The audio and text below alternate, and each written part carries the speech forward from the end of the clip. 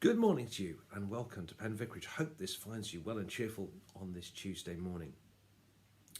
We are working our way on our adventure through 1 Corinthians, and it's controversial at times, isn't it? But it's good, and I hope you're finding it helpful. This morning's reading is 1 Corinthians 7 and it's verses 1 to 24. And Paul is talking about marriage. Interesting question though, you might say, how can Paul talk about marriage? Was Paul ever actually married himself? The answer to that question is we don't know. We know he wasn't married when he wrote 1 Corinthians, that's certain, because he says as much.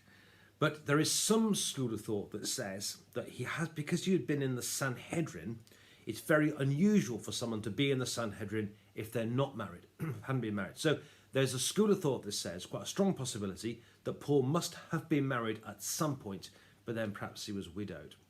We don't know, many opinions, PhDs on the back of an envelope, it's up to you. But anyway, I shall read you now 1 Corinthians and chapter 7, reading verses 1 to 24. Now concerning the matters about which you wrote, it's well for a man not to touch a woman. But because of cases of sexual immorality, each man should have his own wife, and each woman her own husband. The husband should give to his wife her conjugal rights, and likewise the wife to her husband. For the wife does not have authority over her own body, but the husband does. Likewise, the husband does not have authority over his own body, but the wife does. Do not deprive one another, except perhaps by agreement for a set time, to devote yourselves to prayer, and then come together again, so that Satan may not tempt you because of your lack of self-control.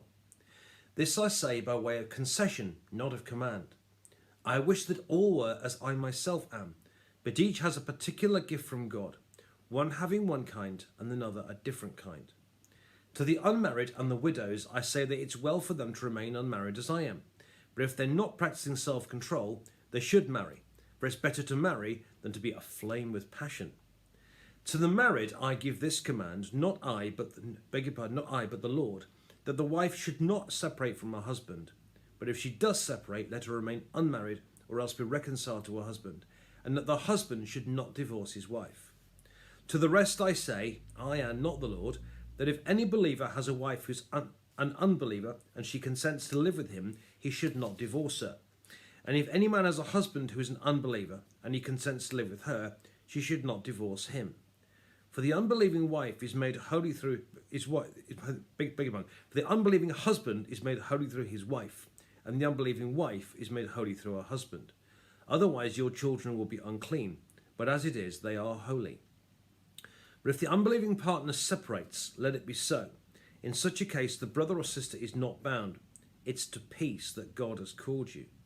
Wife, for all you know, you might save your husband. Husband, for all you know, you might save your wife. However that may be, let each of you lead the life that God has assigned, to which God called you. This is my rule in all the churches. Was anyone at his time already circumcised? Let him not seek to remove the marks of circumcision. Was anyone at the time of his call uncircumcised? Let him not seek circumcision. Circumcision is nothing, and uncircumcision is nothing, but obeying the commandments of God is everything. Let each of you remain in the condition in which you were called. Were you a slave when called? Do not be concerned about it. Even if you can gain your freedom, make use of your present condition now more than ever. For whoever was called in the Lord as a slave is a freed person belonging to the Lord, just as whoever was free when called is a slave of Christ. You were bought with a price. Do not become slaves of human masters. In whatever condition you were called, brothers and sisters, there remain in God. This is the word of the Lord. Thanks be to God. Well, there's absolutely massive issues in there. There's the whole issue of both singleness and marriedness being a gift from God, each being right for each person. There's the issues there about living with unbelieving partners and so on. There's also the whole issue of slavery. But I'm not going to go to any of those because there's just not enough time this morning. But I do think I want to say three things about what Paul says about sexuality and about marriage for you this morning. First thing I think is fascinating is that Paul's letters were written, and 1 Corinthians is, to a real church in real time, to a real situation. And what I love about Paul really is the practicalness, if that's a word, the practicalness of the advice he gives. Paul is aware that sexuality is very, very strong, and the urge is very, very strong.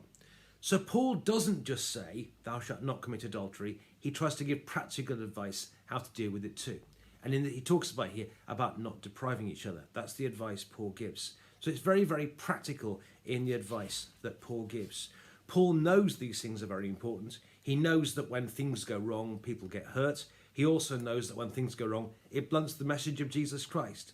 So he doesn't just say, don't commit adultery and so on. He actually gives practical advice as to how to make sure that the temptation is a bit less, if you see what I mean. So Paul's advice is not just a command. It's very practical, and there's advice in there because he's talking, as I say, to real people with real desires in real time. That's the first thing. The second thing, the advice, which is fascinating about the advice that Paul gives about marriage here, is the mutuality of it. Paul's got a bit of a reputation amongst some as being something of a misogynist. And I think this makes it absolutely clear that that is so untrue. Because the advice he gives within a marriage is the same is true here for the husband and the wife. It's all about mutual agreement. It's all about mutual pleasure. Apparently, up to this point, it had all been about elsewhere in contemporary Greek and Roman ideas at the time. It was all about procreation and about pleasure and keeping him happy and his needs. What's fascinating here, when Paul gives advice about marriage, it's mutual. It's about her and him and her. And the advice he gives to him, he also gives to her, and vice versa too. He talks about mutual pleasure. He talks about mutual agreement. And I think that's really, really important. Okay, so I never thought I'd ever say this, but maybe Paul the feminist. There's the thought for you this morning. But what I think needs to register this morning as radical is that he talks here, and Paul is really radical here. It's mutuality. It's about mutual agreement, mutual pleasure, and that sort of stuff. It's all about togetherness and about mutual agreement, and that is a new thing. But then he goes on. The third thing I want to say is this whole thing about not depriving each other. And here he's talking about sexuality, about not depriving one another in marriage to try and reduce temptation. That's what he's saying. But I think actually there's a bigger principle in here to do with marriage. And I think it's more than just sexuality. I take a lot of weddings.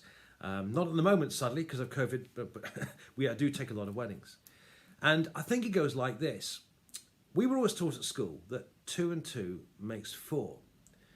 But actually, I believe that with a marriage, that's not necessarily the case.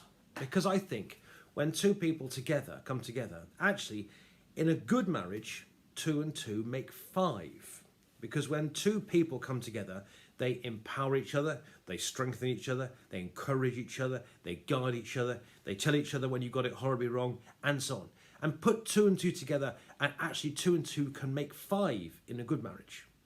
However, if you have a marriage where one person or the other person are constantly putting each other down, where they're constantly telling each other you can't do this, you can't do that, you can't do other, you got to do this, you got to do that, you got to do that, and so on, then actually it'd rather be life-giving, it could be life-inhibiting. And in that case, 2 and 2 makes 3, if you see what I mean. And I think what Paul is saying here is about making each other happy. I mean, this year I've been married 25 years. I learned a long time ago that the best way of making myself, if I make my wife happy, she's much more likely to make me happy. And I'm sure it's a universal thing. If you make other people happy, if you set people free, if you encourage people, guide people, and think well for them and of them, they're much more likely to do the same thing for you. But if you're constantly saying no, if you're constantly having a go, and if you're constantly putting the other person down, then in a sense, they might just do the same thing to you as well, and it's not helping. And I think that's what Paul is saying here. There's a bigger principle, not just sexuality. It's all about encouraging each other, loving each other, setting each other free and empowering each other. And that way, in a good marriage, 2 and 2 makes 5, if you see what I mean. So some very interesting thoughts here about marriage. Firstly, that Paul's advice is practical. He knows how really, really important these things are, sexuality and marriage, how important it is and how right it is.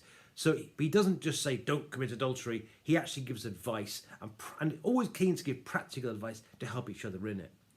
Secondly, Paul's advice, despite his reputation, is actually radical. And it's all about mutual support and mutual love and mutual pleasure and mutual agreement, not just what he can get out of it.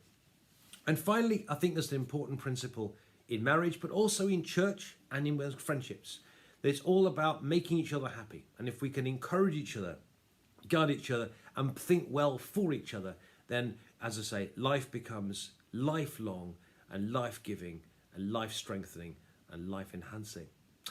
And bear in mind, Jesus said, I come to give you life and life in all its fullness. Then I'd say it's the Jesus way.